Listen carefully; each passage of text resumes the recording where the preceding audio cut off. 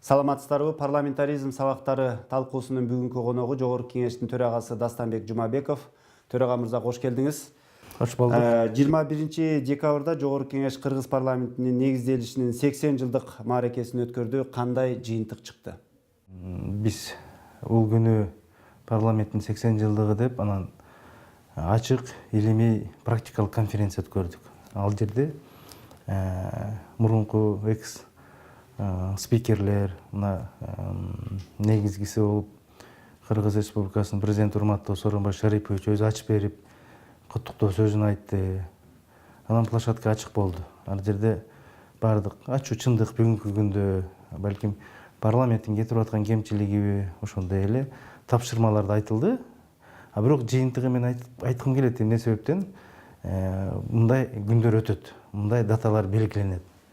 Анткени дагы мындан кийин балким 80 жылдан кийин, 100 жылдан кийин ушул күн эскерилет да.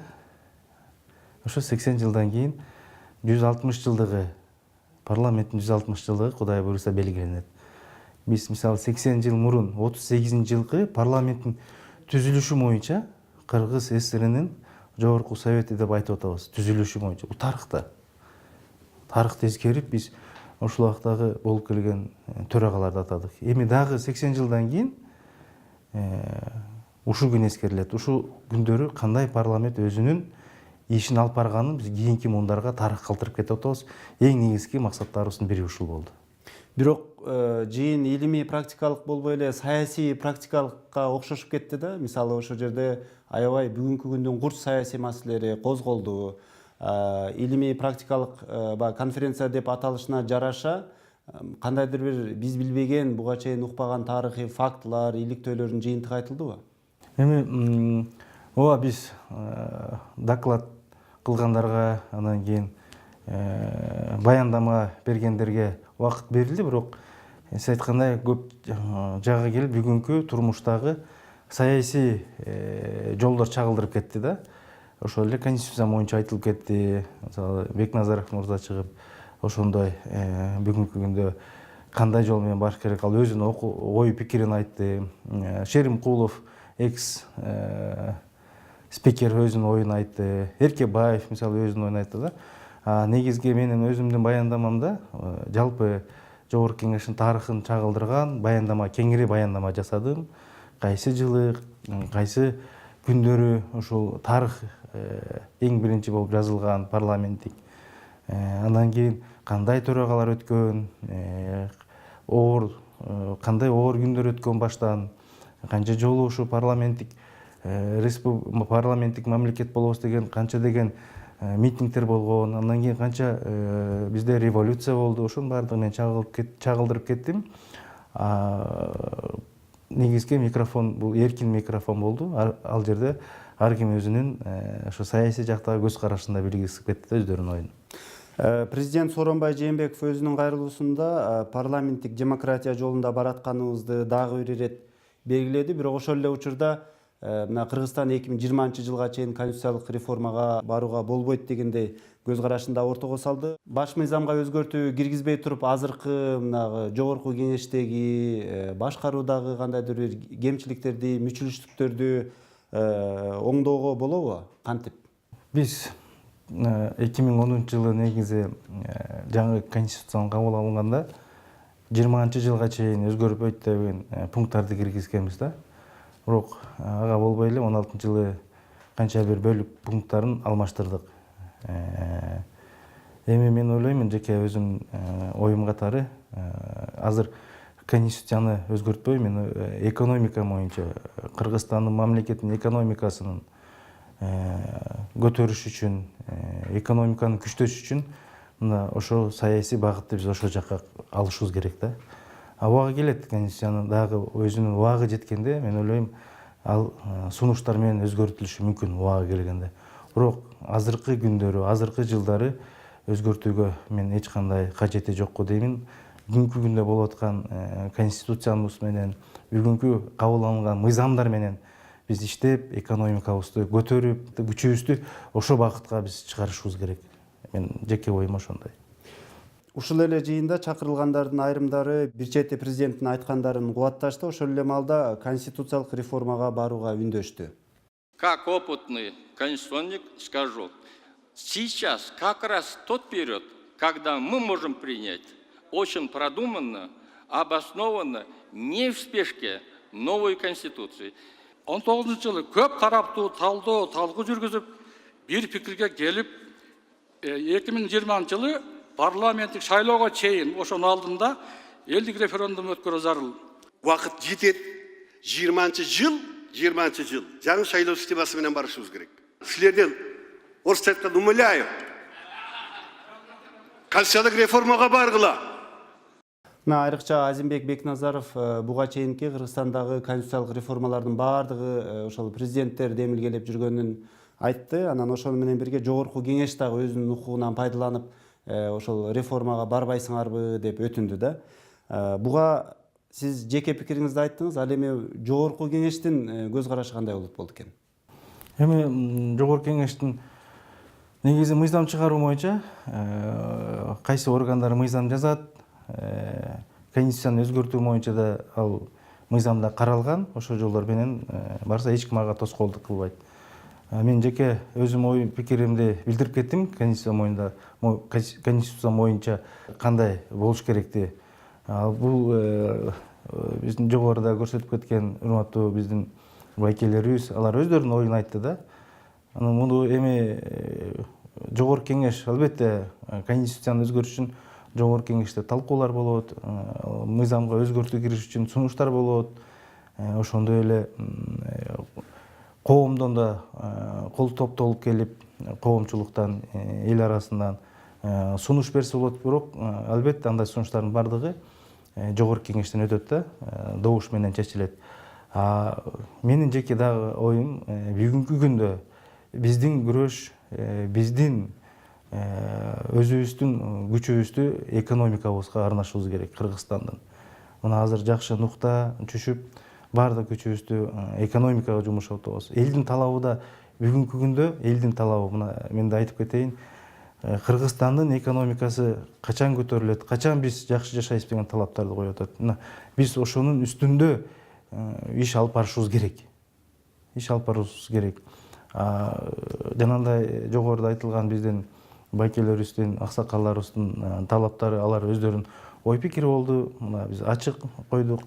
Анын бардыгы мыйзам чегинде болот. Сунуштары болсо, бардык нерсе мыйзам чегинде каралат. Кажети мен жеке өзүм бүгүнкү күндө конституцияны өзгөртүштүн кажети жок деп айтам да. Бирок ошондой болсо дагы 2020-жылдан кийинки шайланган парламенттер Кыргызстандын ошол парламентаризм демократиясындагы мындан кийинки этабында сөзсүз түрдө бир өзгөрүүлөр болуш керек.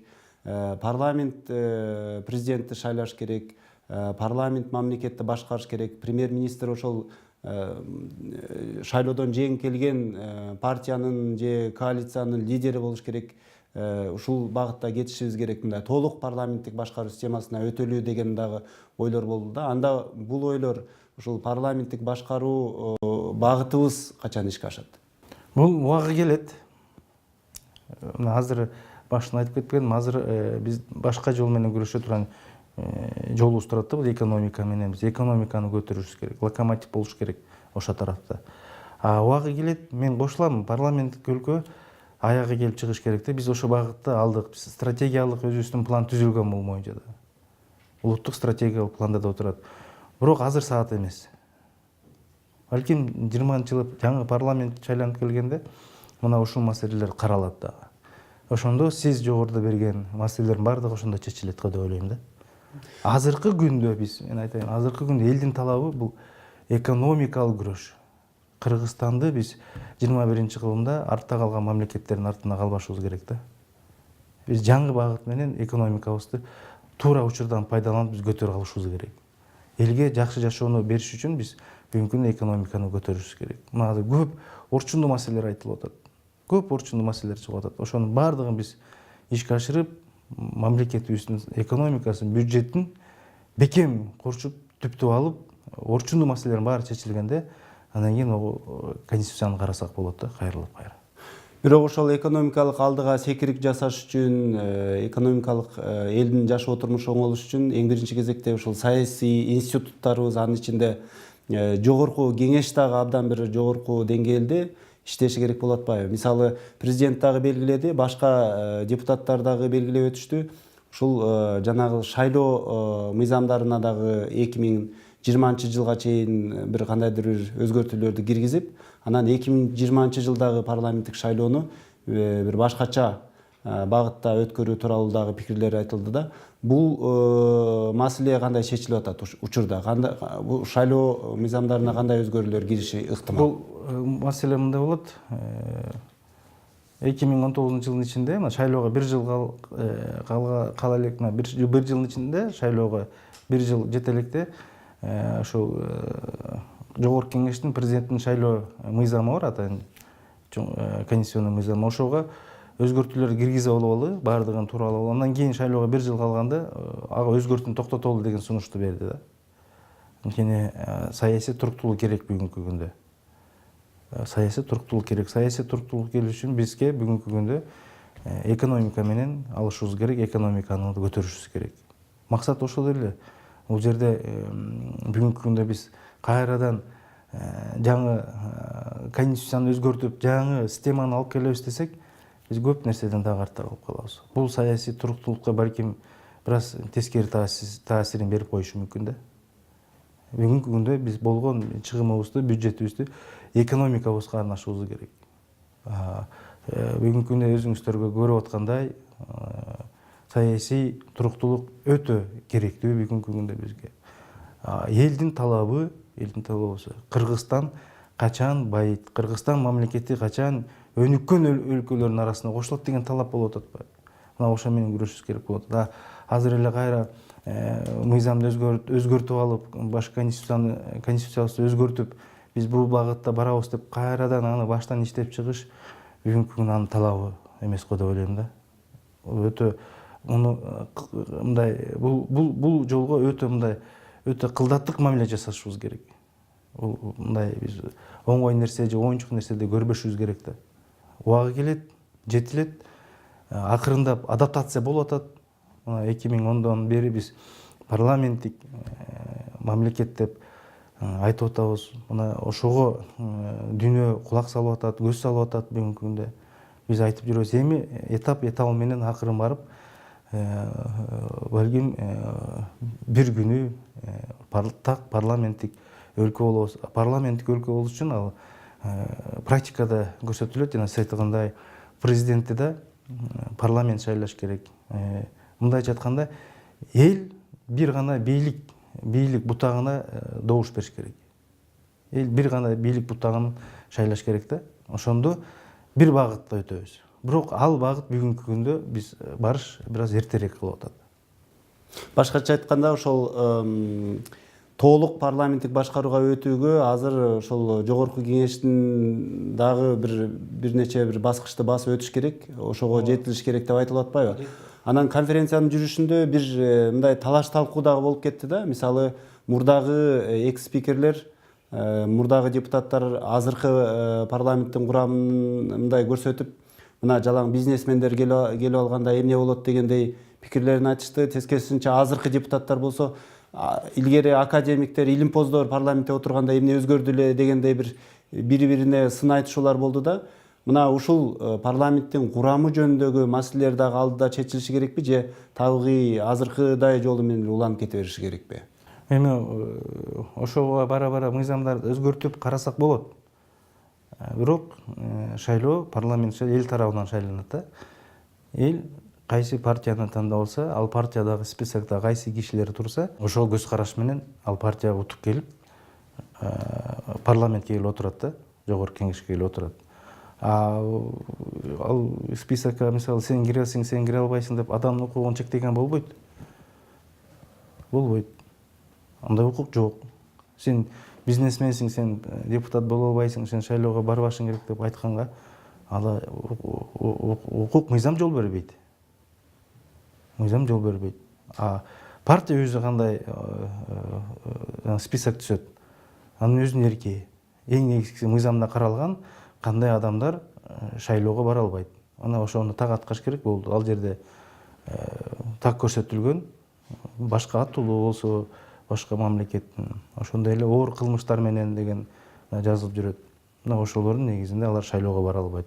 А калганын бүгүнкү күндө мыйзам жол берет.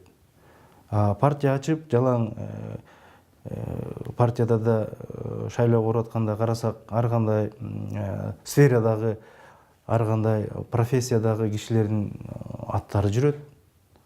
Жалаң эле бизнесмендер менен, же болбосо жалаң эле илимий окумуштуу кишилерди түзүп алып барган партия жок да. Алар да билет, партиянын лидерлери да билет кандай түзүш керек, кайсы кишилер менен баш керек, кайсы кишинин аброю бар, ошол киши барганда ошол региондон голос ала алабы, ошонун артынан эл барбы, эл ошонун идеологиясына ээрчийби ошол кишинин. Мына ошонун негизинде партия түптөлөт. Жанагындай кылып бир кишинин укугун тебелеген болбойт, ал мыйзамда жол бербейт. 6 миллион кыргызстандыкка 120 депутаттын эмне бар, санын деле кыскартып коюш керек деген пикирлерге кандай көз караштасыз? Мен 120-ны кыскартыштын бүгүнкү күндө кажети жок деп ойлоймун. Мен өзүм жеке оюм. 120-ны бүгүнкү күндө 120 депутаттын мыйзамдар каралаганда 120 ой максаты бар, ой көз карашы бар. Мыйзамдын талкууланышы, мыйзамга суроо берилиши 120 кишинин элегинен өтөт. Бүгүнкү күндө комитеттерден, фракциялардан өтөт, анан палатага чыгып элегинен өтүп атат. Канчалык азыраак депутатты биз каалап ала алсак, балким лобби деп коебуз, элементтер, лоббирование элементтери пайда болуп калышы мүмкүн. Алар менен сүйлөш, аз депутаттар менен сүйлөш, алар менен иштешиш балким оңой болуп калышы мүмкүн. Ошондо дагы коомчулук айтып чыгышы мүмкүн. Мына сатып алды, сатылып кетти деген сунуштарда кийин өкүм калышыбыз мүмкүн да. Ошон үчүн бүгүнкү күндө биздин 6 миллион элибизге 120 эл өкүлдөрүнүн саны мен туура деп ойлойм. Кийинки сурообузда жыйындан алынган дагы бир кайрылууга байланыштуу болсун. Кайсы парламент болбосун, кайсы президент болбосун, кайсы өкмөт болбосун, баары тең социал-демократиялык багытта иш жүргүзүп, улам көбүрөөк социалдык милдеттенмелерди башыбызга үйүп алдык. Бирок алардын ишке ашырууда бир гана нерсе жетишпей калып жүрөт. Бул көп убакта курулай сөз болуп, ооздун жели болуп атат. Ошол жетишпеген нерсе бул эмне? Бул экономика. Ишкерликтин өнүгүүсү, акча жоктугу.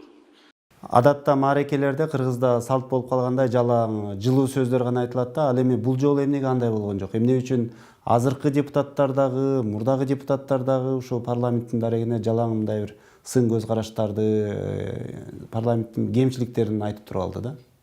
Мен башында айтып кетпедим, сын пикирлерди айтылды депчи. Сын пикирлерди да, эгерде ошо чын болсо, андай кемчиликтерди мойнунга алабыз. Ошонун кайрадан кемчиликтерди кетирбеш үчүн, аны кайра иштеп чыгыш үчүн мойнубузга алабыз. Чындык ооба, бүгүнкү күндө биз социалдык тармакка көңүл буруп атабыз. Мына мыйзамдарды кабыл алдык.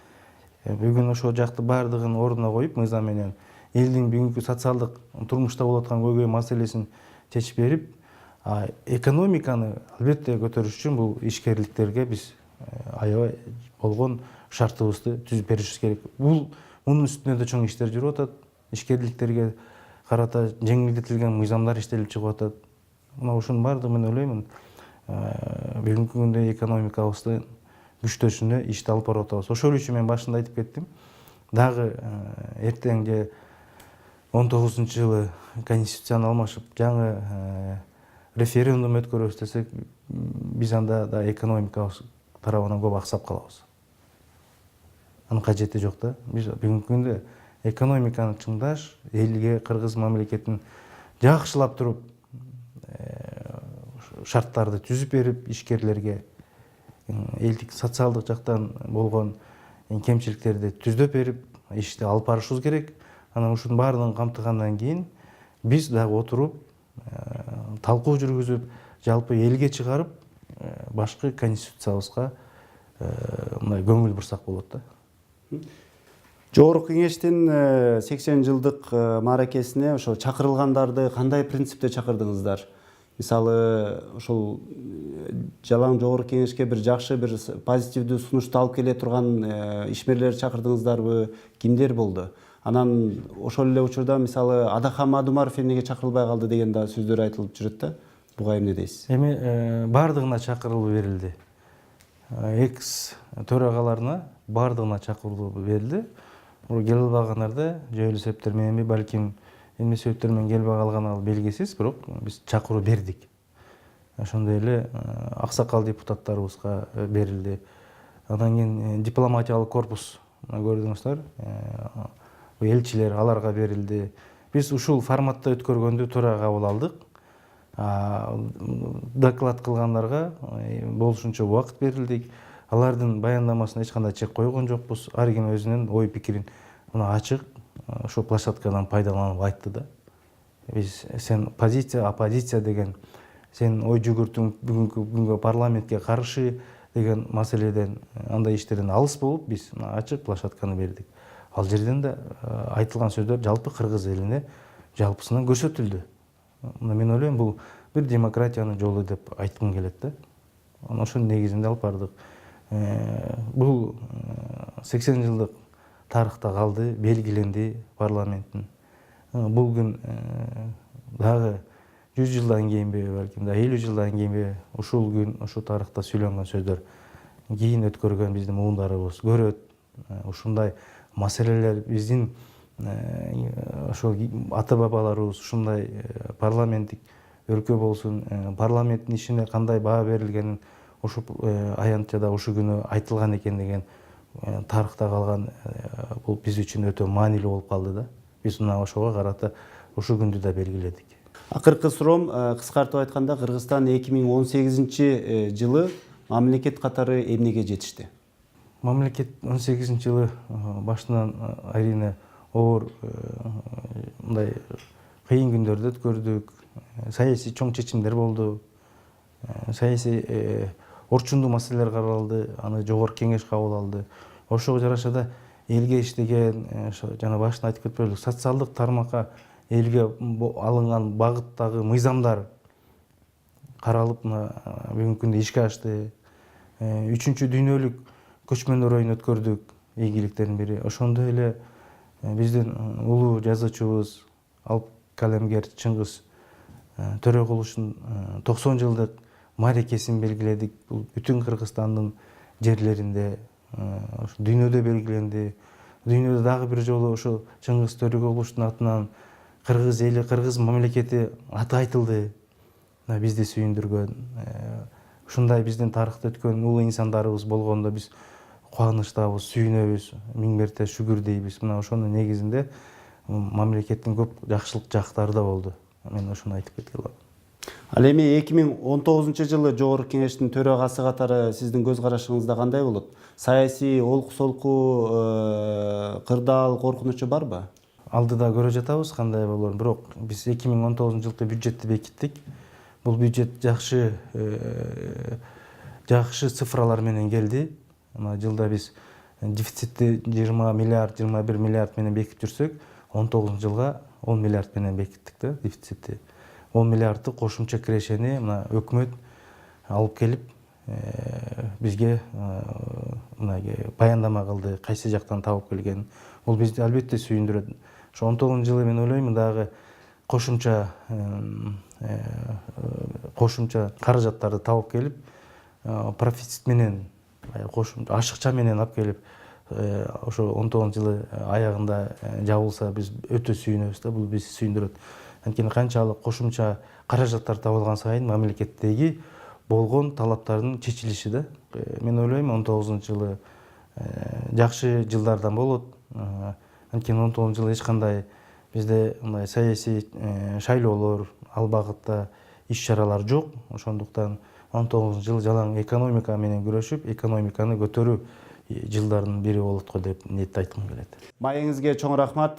Парламентаризм сабактары талкуубуз ушуну менен соңуна чыкты. Бүгүнкү студиябыздын коногу жогорку кеңештин төрагасы Дастанбек Жумабеков болду. Саламатта калыңыздар.